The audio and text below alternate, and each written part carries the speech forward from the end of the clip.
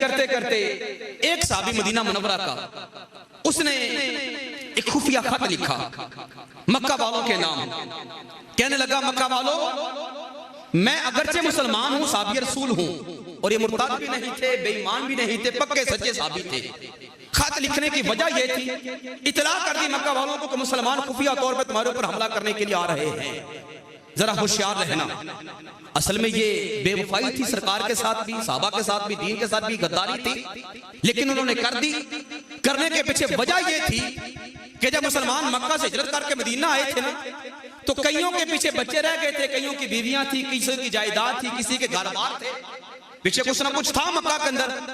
इस साबी रसूल के बीवी बच्चे वहां पे मौजूद थे और मक्का के लोग इसके बच्चों को रोज तंग करते थे।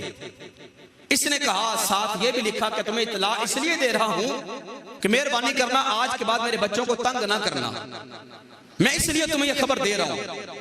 लेकिन वो गैबदान नबी जिसे खालिक कायनात ने तमाम मां काना व मा यकून की चाबियां अता फरमाई हैं, इसने खत घर में बैठ के लिखा और एक मुशरिका खातून को दिया और कहा कि जाके मक्का वालों को चोरी छुपे दे देना। अब सरकार को तो मदीना बैठे बैठे खबर पहुंच गई।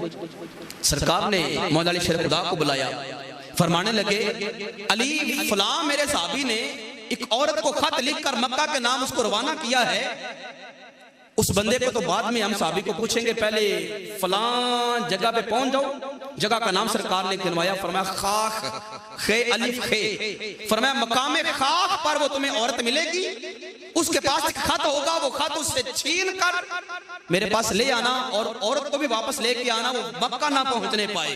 अगर उनको इत्तला हो गई तो हमारे सारे मंसूबे नाकाम हो जाएंगे। अब गैबदाब नबी को देखे कैसे मालूम है कि वो औरत के पास खाते और वो मकामे खाक के ऊपर मिलेगी। हजरत अली रज़ियल्लाहु ताला अन्हु वहां पे पहुंचे, हजरत साथ हजरत हमजा रज़ियल्लाहु ताला अन्हु सरकार के चचा भी साथ हैं। पहुंचे तो वो औरत वहीं पे गुजर रही थी, मक्का की तरफ जा रही थी। जो निशानियां सरकार ने बयान फरमाई थी सारी उसी के अंदर मौजूद है, वही होलिया है, वही सवारी है। फरमाने लगे, ए औरत, तेरे पास खत है और तू मदीना से जासूसी और वो खत लेकर मक्का जा रही है। इनकार कर दिया, मेरे पास तो कोई खत नहीं है।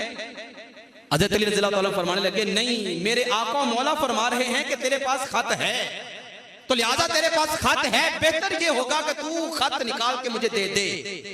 सरकार ने फरमाया था, अली वो इनकार करेगी, अगर इनकार करे तुझे इजाजत है जैसे मर्जी सख्ती करना, लेकर खत उसे लेके आना।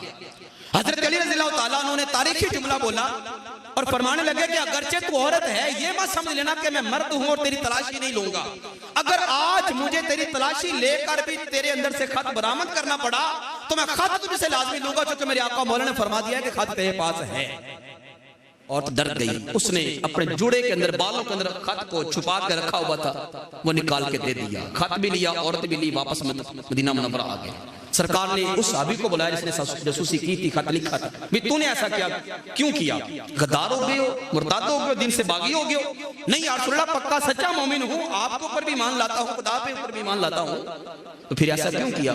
या रसूल अल्लाह, मुझे करने के पीछे गरज थी कि मेरे बच्चे वहां पे अकेले हैं, मक्का वालों को तंग करते हैं।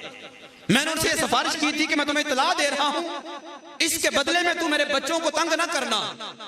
लेकिन या रसूल अल्लाह, मेरा साथ ये भी ईमान था कि जितनी मर्जी खबरें उन तक पहुंच जाएं, जब रब ने फरमा दिया है ना कि इज़ा जाअ रसूलुल्लाह वल फतह, के मक्का फतह हो जाना है, इत्तलाएं जितनी मर्जी मिलती फिरे, या रसूल अल्लाह, मेरा ईमान था कि उनको इत्तला कोई फायदा नहीं दे सकती।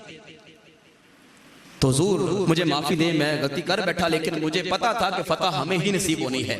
फरमाया ठीक है। खैर साहबा